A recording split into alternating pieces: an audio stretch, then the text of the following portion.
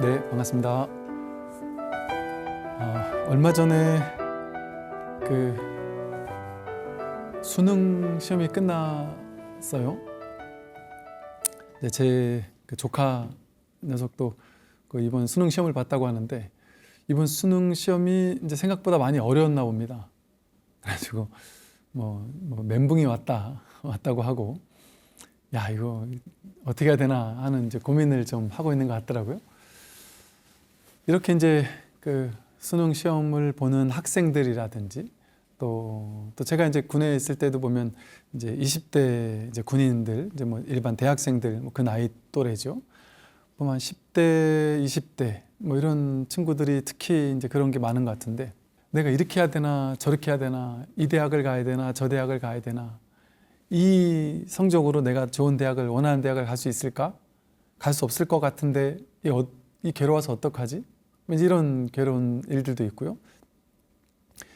도대체 나는 어떤 곳에 취직을 해야 되나? 내가 적성이 뭐가 맞는지 나는 전혀 모르겠다. 어떻게 해야 되지? 이제 이런 거에 대한 또 고민도 있고요. 또 기왕이면 좋은 데 취직을 하고 싶은데 그런 곳에 내가 취직할 실력은 안 되고 어떻게 해야 되나 하는 이런 어떤 그 혼란스러움, 또 고민, 이런 것들이 이제 있을 때가 많습니다. 요즘은 이제 그게 다만 20대 이렇게 젊은 친구들만 그런 것이 아니라, 요즘 이제 2모작, 3모작, 4모작, 5모작까지 한다고 막 그러거든요. 그러니까 인생이 옛날같이 하나의 직업을 선택하면 그 직업 가지고 평생 가는 그런 시대가 이제는 아닌 것 같아요. 어느 정도 한 10년, 20년 하다가 보면 이제 그만두고 또 새로운 어떤 일을 시작하고, 또 그거를 또 하다가 또 다른 일을 시작하고, 이런 일들이 요즘에는 이제 되게 이제 다반사가 된 게 아닌가 하는 생각이 들어요. 근데 이제 그럴 때마다, 제가 인도에 가 있을 때도 30대 후반 또 40대 되신 어른들이, 보통은 이제 그 인도 배낭여행을 가면 20대들이 많이 오거든요. 대학생들이. 보통은 그렇게 배낭여행을 가면 20대 학생들이 많이 오는데, 30대나 한 40대쯤 되신 분들이 몇몇 분들 만났어요. 근데 그분들을 보니까 똑같더라고요. 프리랜서인 분도 계셨지만, 뭔가 이제 하나의 직업을 가지고 있다가 중간에 이제 그게 잘못돼서 이제 퇴직을 해가지고 당장 어디 할 것도 없고 갈 데도 없고 받아주지도 않고, 그러다 보니까 잠깐 좀 쉬어야 되겠다, 내 인생의 어떤 새로운 시작에 앞서서 잠깐 좀 쉬고 와야 되겠다 해서, 이제 그래도 내가 돈이 없으니까, 그래도 내가 월급을 많이 받지 못하니까 좀 저렴한 곳으로 여행을 가자 해가지고 이제 인도로 떠나온 사람도 있더라고요. 이처럼 사람들이 뭔가 사람들은 살면서 혼란스러운 시기를 반드시 겪고, 신기한 점은 그 혼란스러운 시기를 지혜롭게 건너갔을 때 새로운 삶의 도약도 일어나고요, 새로운 삶의 변화도 일어나고요. 사실은 삶에서 새로운 놀라운 변화가 일어난다는 것은 우리의 어떤 정신에도 상당히 놀라운 변화, 어떤 좀 깨어남, 이런 것이 새 어떤 메시지일 수도 있어요. 이를테면. 그런데 우리는 이것을 어떻게 여기냐면, 내가 아직 결정 못한 뭔가가 있다. 내가 대학을 가야 되는데 어느 대학을 갈지 모르겠다. 내가 회사를 퇴직했는데 어느 곳을 가야 될지 모르겠다라고 했을 때, 또 학생들이 공부하는 시기에 이게 좋은 결과가 있을지 없을지도 모르는 막막한 상황에서 계속 불안한 그 현실을 버텨내야 되잖아요. 요즘은 1년 잠깐 수능만 잘 보면 되는 게 아니라 3년 내내 이렇게 내신, 이게 되게 중요하다 그래요. 그러다 보니까 3년 내내 이러다가 누가 학생인지 저한테 그런 질문을 해요. 이러다가 한 번 미끄러지면 끝나는데 아무리 지금 잘했어도 항상 불안하고 두렵습니다. 이러다가 한 번 미끄러지면 내신 훅 날아가는데, 그러면 제가 대학교를 포기해야 될 판인데, 그러면서 두렵다는 거예요. 항상 걱정스럽다는 거예요. 그럴 때 이제 제가 그런 얘기를 했었다 그랬죠.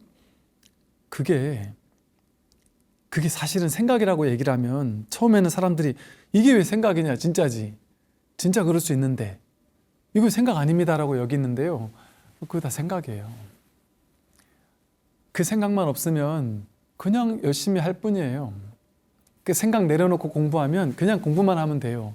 근데 우리가 힘든 건 뭐예요? 공부만 하면 돼서 힘든 게 문제가 아니라 결과가 나쁘면 어쩌지, 좋은 대학 못 가면 어쩌지 하는 그 부담감을 안고서 그걸 하니까 그게 더 2배, 3배 더 힘들어지는 거거든요.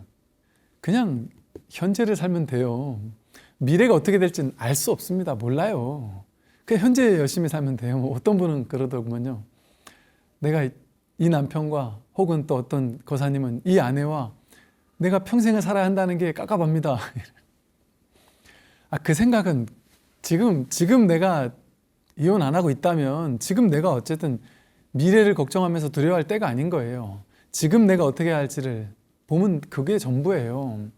미래 어떻게 할지 어찌 알겠습니까? 우리가 그 사람과 평생 살지 안 살지, 그 사람이 먼저 갈지 내가 먼저 갈지, 아니면 이혼을 할지, 아니면 사이가 너무 좋아져 가지고 그런 걱정 하나도 할 필요가 없을 정도로 행복한 삶을 살게 될지, 그 미래를 어떻게 알아요? 알 수 있을 거라고 착각을 하니까 자꾸 걱정되는 거예요. 이 사람과 어떻게 내가 평생을 살죠? 평생 안 산다니까요. 평생 살 필요도 없고, 평생 산다는 것은 생각이에요. 평생을 사는 일이 진짜 있을까요? 내가 지금 여기서 평생을 어떻게 살죠 하고 생각하는 거잖아요.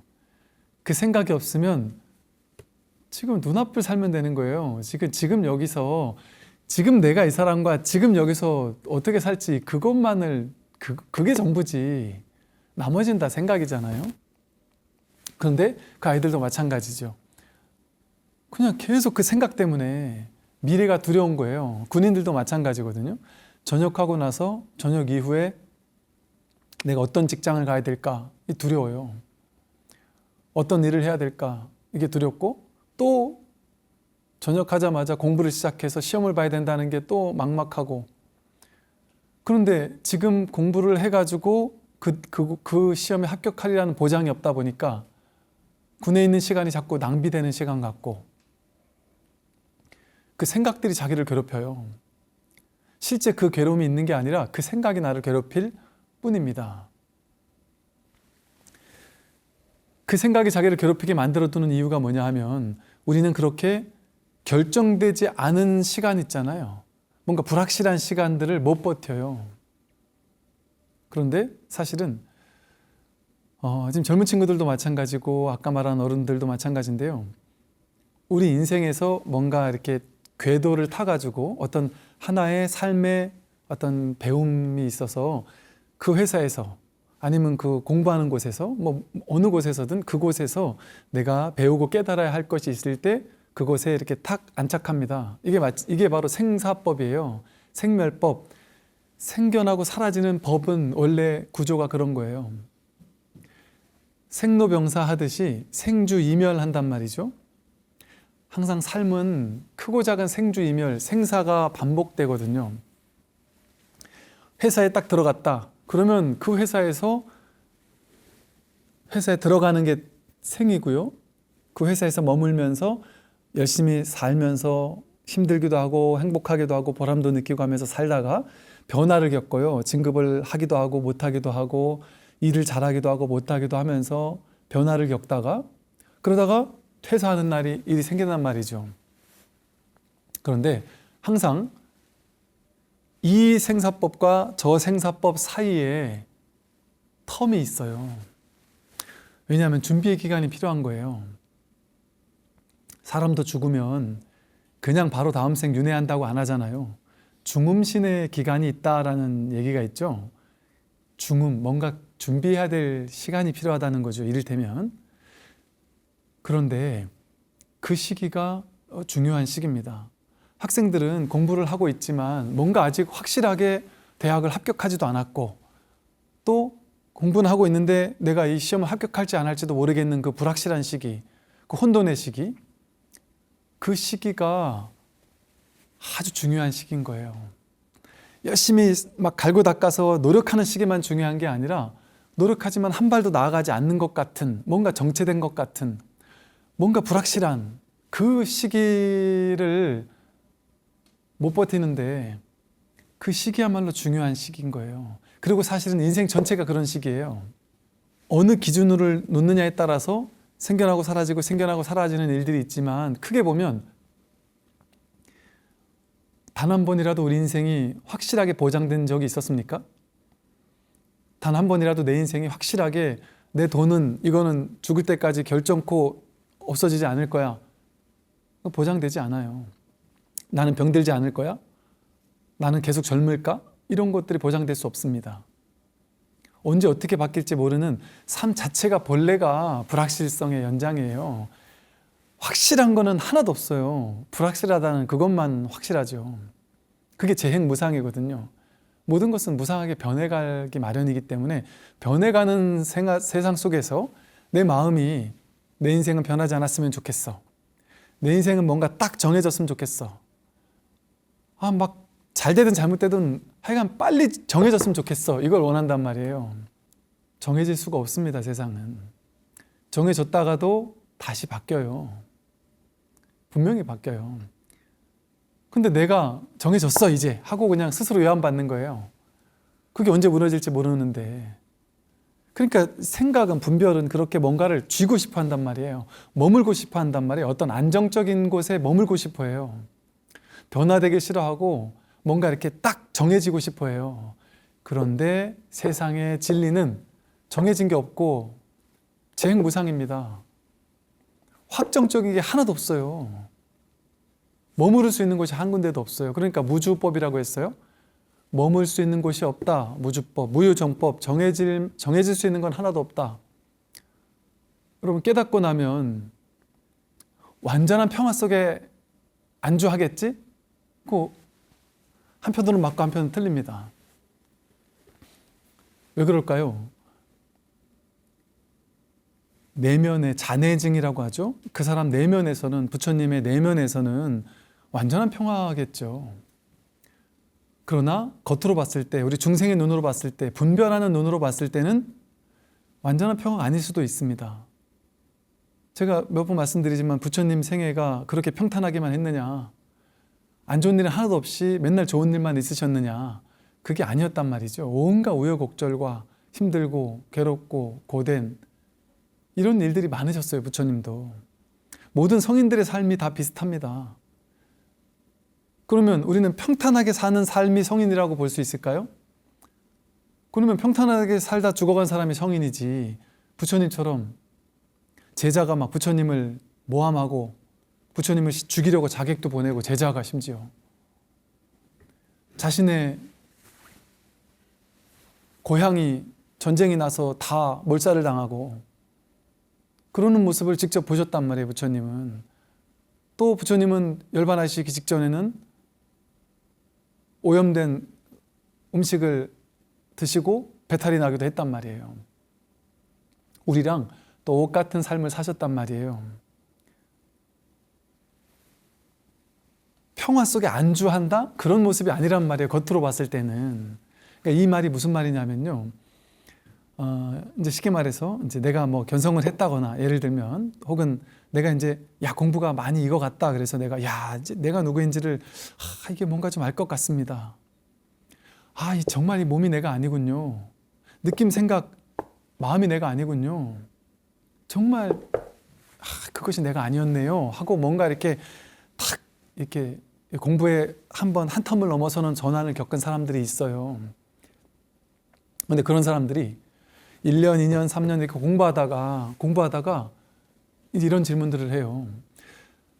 스님, 제가 공부가 상당히 많이 됐다라고 나름 자부는 했는데, 또 그때만 해도 제가 공부를 정말 많이 된 것 같았고, 또 제가 이 공부가 정말 정말 내가 누군지 이제 조금 이제 감을 잡았다, 알겠다 하고 이제 더 이상 괴로움이 없겠다라고 막 자신감이 있을 때도 있었는데, 시간이 지나면서 그 경계로 왔다 가고, 그러고 나서 그냥 나는 예전과 달라진 게 없는 것 같다.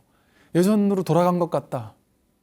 물론 뭔가 이 중심은 있지만 그런 가운데서도 현실은 뭔가 달라지지 않았다. 내가 이걸 추구했단 말인가? 깨달음이 이런 거란 말인가? 혹은 불교의 공부가 이거란 말인가? 하면서 질문한단 말이에요. 왜 나는 공부가 어느 정도 된 줄 알았는데 왜 이렇게 힘든 일이 내 인생에 생길까요? 내 인생은 왜 이렇게 힘들고 괴롭고 고되고 과거와 다른 게 없을까요? 바로 그 질문 속에 답이 있어요. 그 질문은 내가 공부를 하면, 마음 공부를 해서 어느 정도 공부가 되면 어떻게 해야 된다? 내가 생각하는 바대로 돼야 된다는 착각이 있는 거예요. 법에 대한 상이 있단 말이에요. 법을 깨달은 사람은 이럴 거야. 그렇게 정해진 게 없습니다. 깨달은 사람은 어떤 특정한 모습으로 살까요? 그렇게 정해진 게 없습니다. 아니, 없어야 맞지 않나요? 여러분이 살다가 깨달으시면 여러분이 공무원이면 깨닫고 나도 공무원이고요. 여러분이 주부면 깨닫고 나도 주부예요. 갑자기 부처님처럼 머리가 뽀글뽀글해지면서 부처님처럼 갑자기 막 법문을 막 설하면서 반드시 그래야 되느냐? 그렇지 않아요.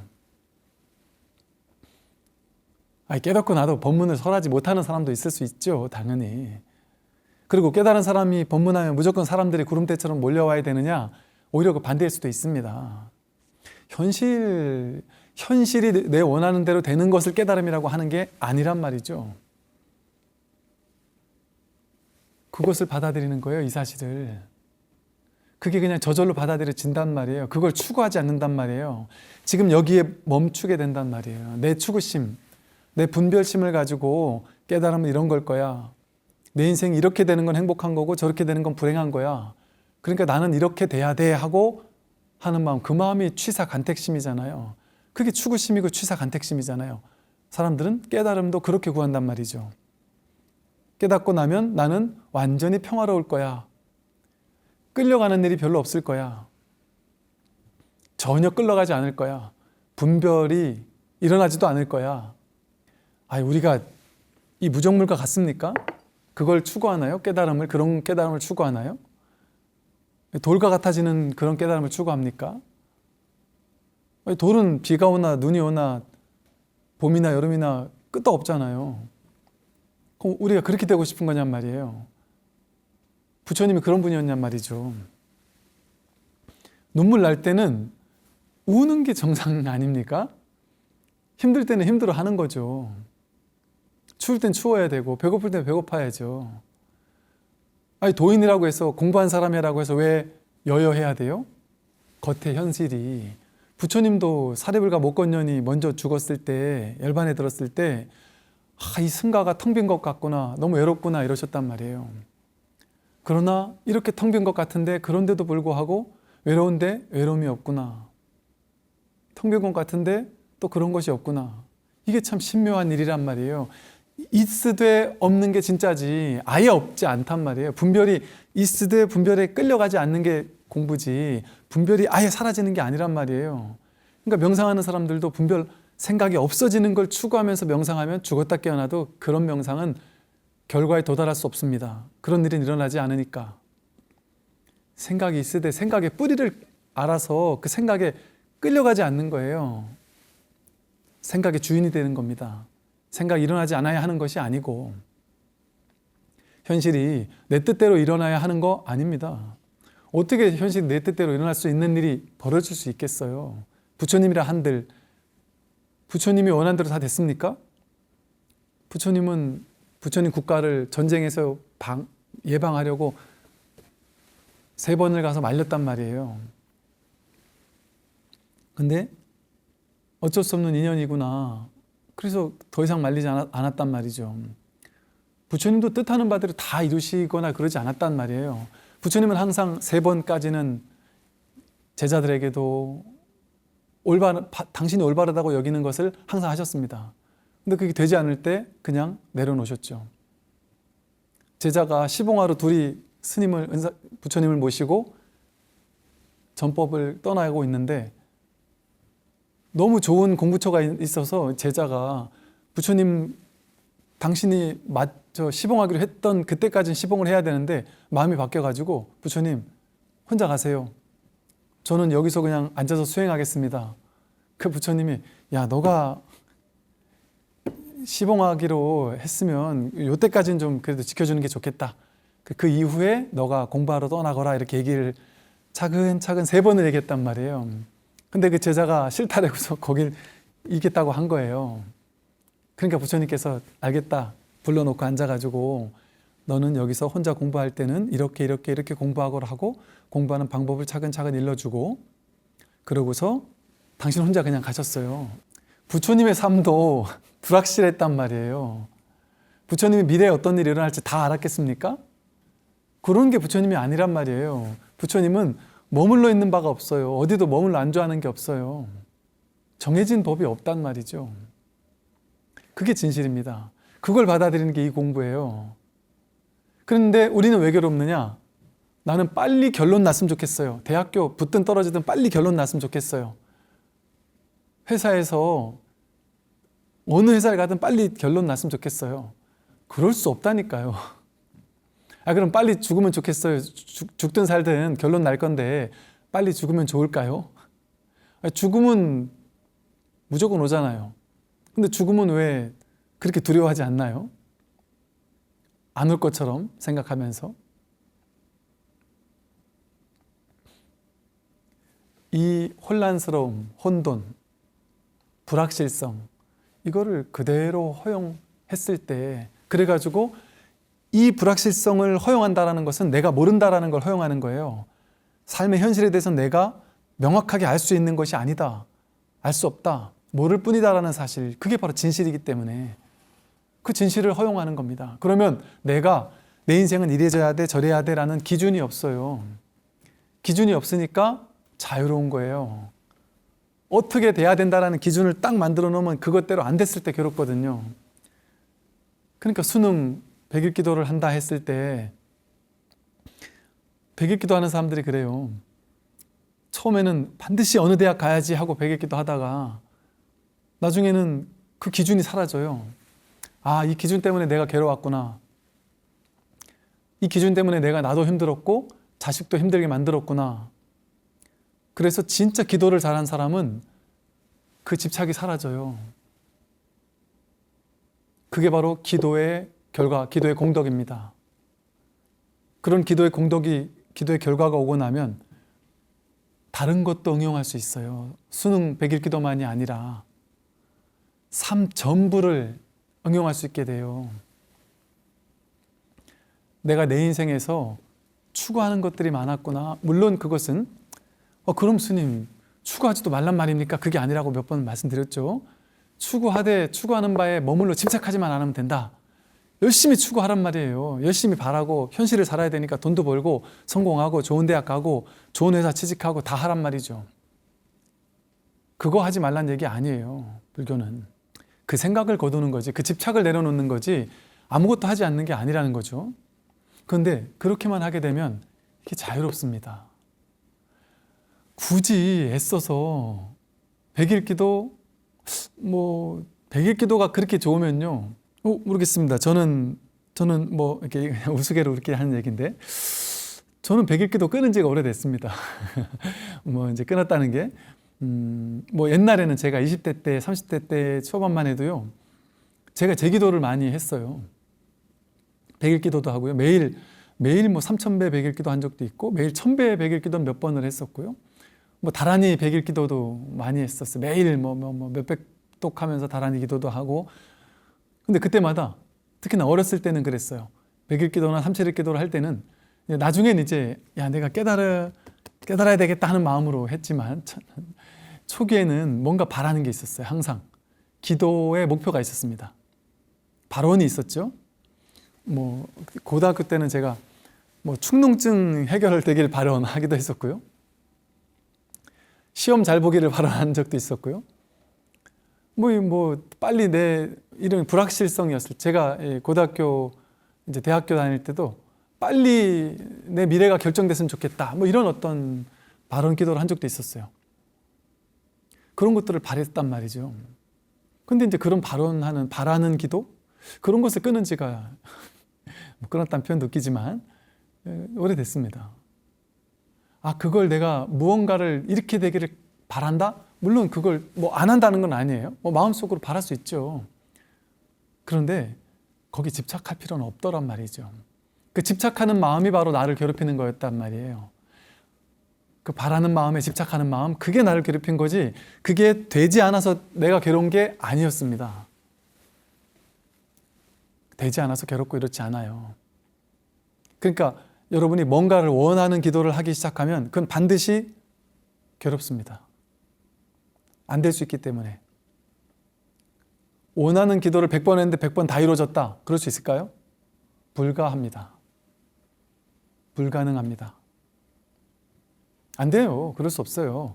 생각을 어떻게 다 충족시켜줄 수 있어요? 현실이 생각을 충족시켜줄 수 있다는 상상이죠. 그건 공상이죠. 망상이에요. 생각한 대로 현실은 이루어지지 않습니다. 그걸 추구하는 그 생각이 어리석은 것뿐이지. 그러니까 진짜 100일 기도를 한다.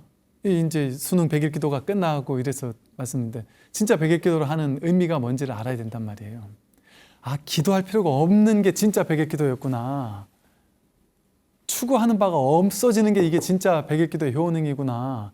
그래서 결국에는 100일 기도도 방편이에요. 모든 부처님 가르치면 다 방편이에요. 수행법 다 방편이에요. 방편이란 말은 뭐예요? 임시 방편이 방편이라는 말의 온전한 쓰임입니다. 즉 방편은 임시적으로 써야 되고 임시로 그것을 썼으면 버려야 돼요. 기도하지 말란 말 아닙니다. 예를 들어 여러분이 몸에 병이 있어요. 아니면 뭔가 힘든 일이 있습니다.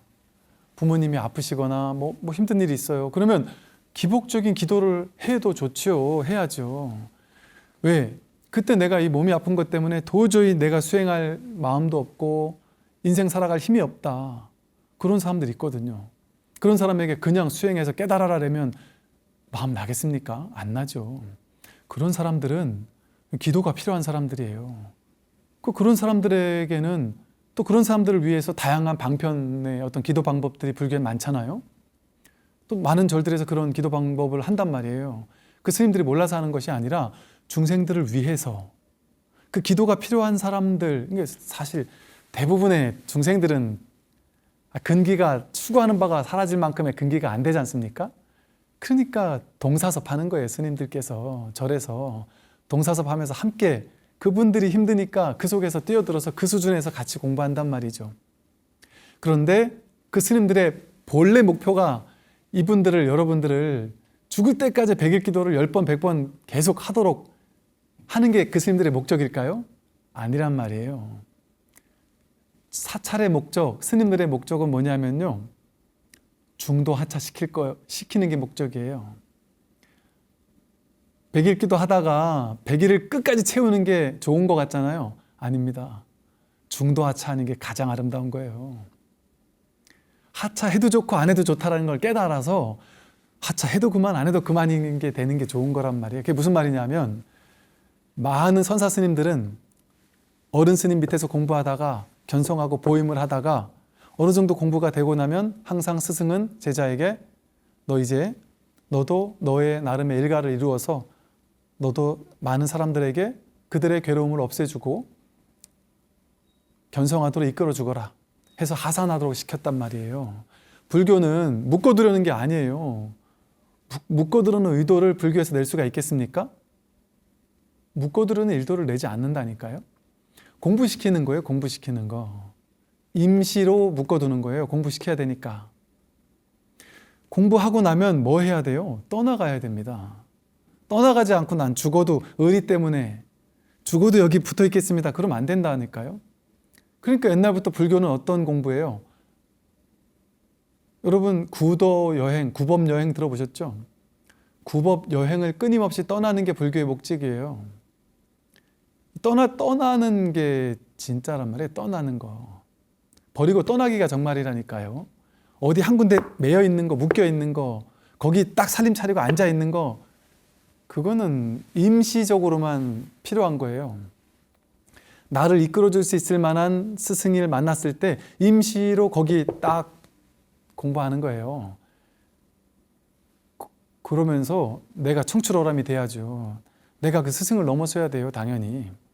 그래서 떠나야 된다니까요. 스승보다 나아진 다음에 떠나는 게 목적이라니까요. 그러니까 하산해야 돼요. 여기 묶여 있으면 안 되고. 공부가 다 마찬가지예요. 내가 자유로워지면 잠시 방편을 쓸 수 있겠지만 뭐 100일 기도도 하고 1000일 기도도 하고 이렇게 나름의 기도 방법, 수행 방법을 통해서 자기 공부를 할 수 있겠지만 거기에 평생 매여 있으려고 하는 게 아니란 말이에요. 기복적인 기도에서 이제 완전히 졸업한단 말이에요. 졸업하려고 이거를 임시로 하는 거예요. 졸업하려고. 그러다가 이제 수행을 한단 말이에요. 그러다 수행에서도 이제 졸업하고 열심히 갈고 닦는 수행을 하다가 이제 문득 수행에서 졸업해요. 그러고 나서 중도의 길을 갑니다. 밀어붙이는 유의 조작하는 수행을 하다가 문득 내가 했던 그동안의 수행이 유의 조작하는 수행이었구나. 수행을 통해 뭔가를 얻고자 하는 수행이었구나. 이 공부는 얻고자 하는 공부가 아니구나라는 걸 깨달아요. 그래서 길 없는 길, 하되 함이 없는 수행, 중도의 수행, 반야바라밀의 수행에 눈 뜨는 거죠. 그러면 유의 조작의 수행을 졸업하게 됩니다. 그럼 법문 듣다 보면 저절로 자기가 막 그냥 분심이 일어나서 자극이 되어가지고 그냥 하루 종일 진짜 이게 내가 누군지 이게 궁금해진단 말이에요. 저절로. 그러면 그분이 막 기도하고 연불하고 독경하고 하겠어요? 화두가 24시간 들려있는 수행자가? 아니라니까요.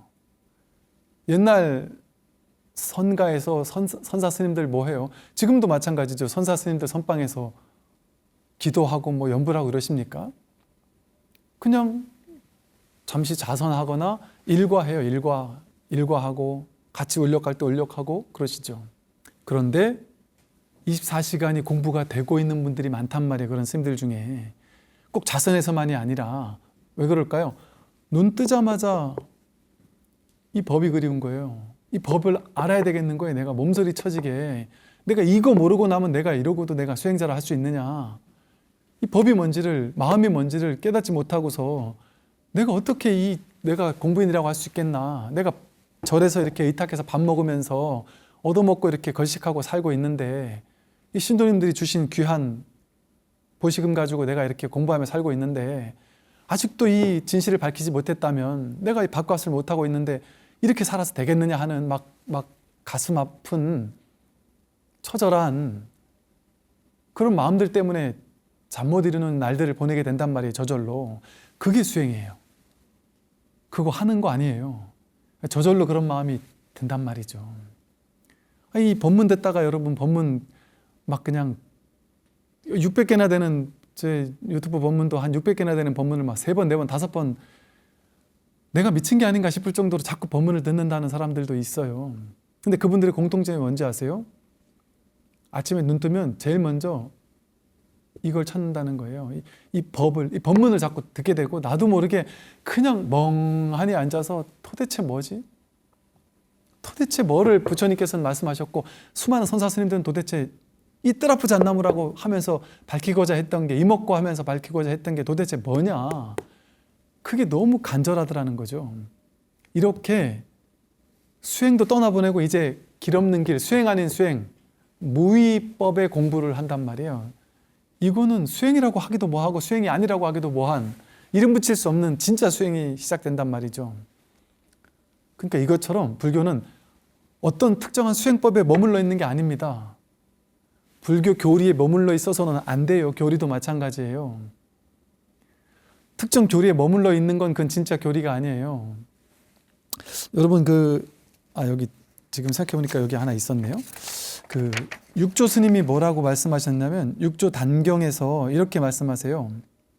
마음을 쉬고 고요히 관하는 것은 병이지 선이 아니다. 항상 앉아있음으로 몸을 구속한다면 진리를 얻는데 어떤 이익이 있겠느냐라고 말씀을 하시면서 내가 만약 사람들에게 줄 법이 있다라고 말한다면 그것은 내가 그대들을 속이는 것이다라고 말씀하세요. 그러면서 다만 경우에 따라서 얽매인 것을 풀어줄 뿐이다 이렇게 얘기를 하세요. 즉 육조 해능 스님께서 하신 말씀 뭐냐 하면 내가 여러분들에게 줄 수 있는 법이 따로 있다? 법이 있으면 그 법에 여러분 머물러서 집착해야죠. 그 법에 머물러야죠. 머무를 수 있을 만한 법이 없다는 거예요. 내가 만약에 딴 사람들은 없는 법을 나는 가지고 있다.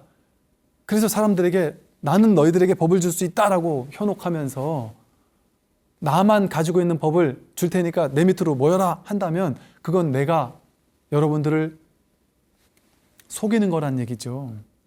그러니까 사이비 외도라고 불리는 사람들이 대부분 어떤 사람들이에요? 딴 사람들한테 없는 걸 나만 가지고 있다고 하는 거잖아요. 나는 법을 가지고 있다. 너희들은 법을 모르지 나는 알아 하고 나한테만 있는 법을 주려고 한단 말이죠. 근데 그건 사람을 속이는 일이란 말이에요. 마음 공부는 그런 게 아니에요. 여러분들에게 없는 법을 부처님이 주시는 게 아닙니다. 줄 수 있는 건 하나도 없어요. 법은 자기에게 있어요. 불법성 삼보가 자기에게 이미 본래 구족되어 있단 말이에요. 그걸 문득 확인하는 거예요. 그냥 자기가 자기를 확인하는 거예요. 문득 확인하고 나면 어이가 없죠. 어제 그저께 내가 깨닫기 이전에도 늘 써던 것이고 늘 확인하던 것이고 늘 이것 아닌 것이 없고 삼라만상 만천하에 이거 아니고서는 손가락 하나 까딱할 수 없고 물 한 모금 먹을 수 없고 새가 날아갈 수 없고 단 한순간도 내가 이거 아닌 적이 없었단 말이에요. 그걸 확인하는 게 이 공부거든요. 그래서 법에도 머물지 않는단 말이에요. 어디도 머물지 않고 그냥 이 모름 속에 혼란, 혼돈, 불확실성 속에 이 속에서 그냥 꽉 막혀 있는 게 선이에요. 화두고.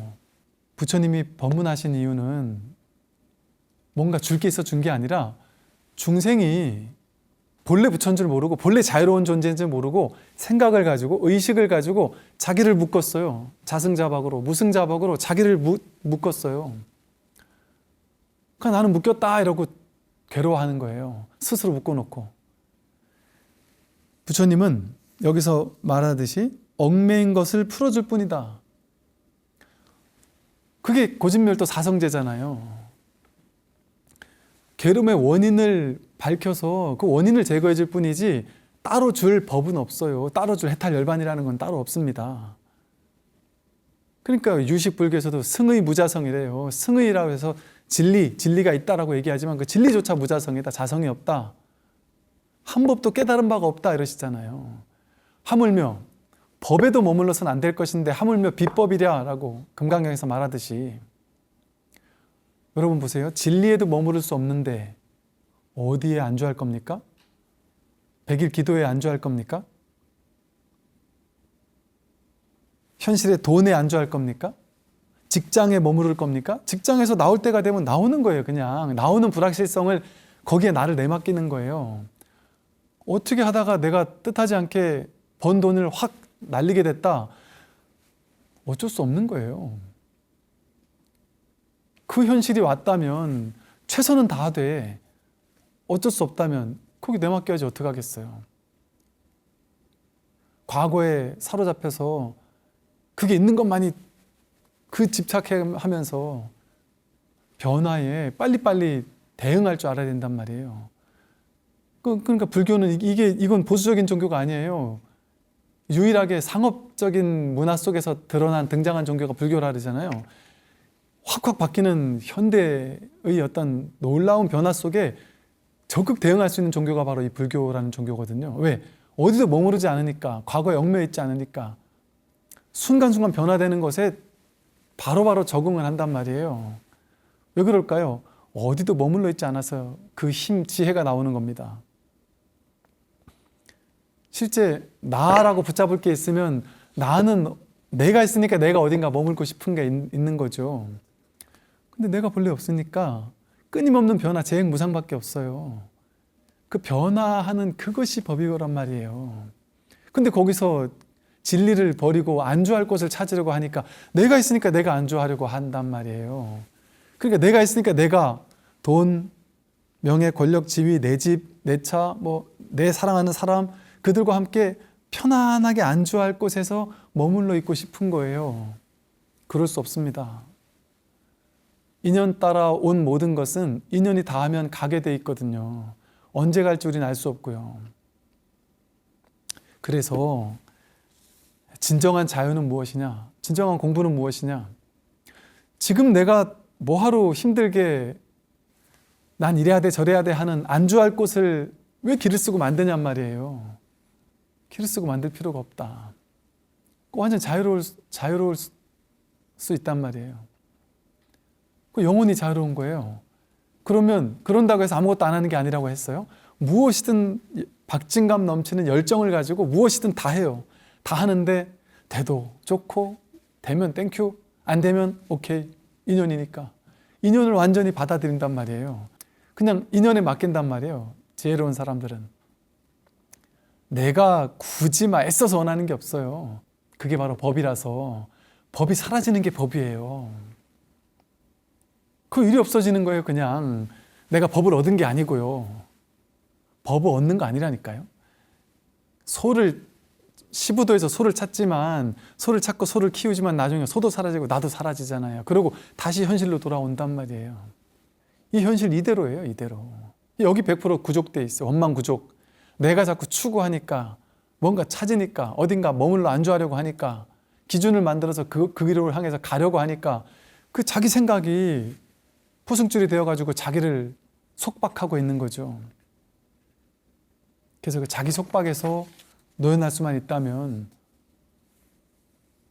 본래 자유였습니다. 본래 자유였어요. 한 번도 자유를 구속한 적이 없고 구속된 적이 없고 그걸 누가 구속해요? 자기가 구속하는 거예요. 괴로움은 자기가 만드는 거예요. 남 탓할 게 아무것도 없어요. 세상 탓할 게 아무것도 없습니다. 다 자기 문제예요. 자기 문제가 해결되면 삼천대천 세계가 일시에 깨달아요. 모두가 동시에 부처가 된단 말이에요. 그게 금강경의 말씀이고 부처님의 말씀이에요. 그래서 이 놀라운 부처님의 이 가르침에 대해서 좀 마음을 열고 이렇게 꾸준히 이제 함께 공부해 나가셨으면 좋겠습니다. 여기까지 말씀을 드리겠습니다. 들어주시더라고 수고 많으셨습니다. 성공하십시오.